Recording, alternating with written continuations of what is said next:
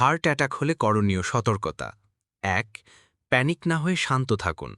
ভয় পেলে শ্বাসপ্রশ্বাস অস্বাভাবিক হয়ে পড়ে, এতে পরিস্থিতি আরও খারাপ হতে পারে। ২. দ্রুত চিকিৎসা সহায়তা নিন। 999-এ ফোন করুন অথবা যত দ্রুত সম্ভব নিকটস্থ হাসপাতালে যান। নিজে গাড়ি চালিয়ে না যাওয়াই ভালো। ৩. অ্যাসপিরিন খাওয়ার চিন্তা করুন। ট্যাবলেট অ্যাসপিরিন ৩০০ মিলিগ্রাম চিবিয়ে খাওয়া উপকারী হতে পারে, এটি রক্ত পাতলা করে। ৪. শুয়ে না পড়ে আধা বসা অবস্থায় থাকুন।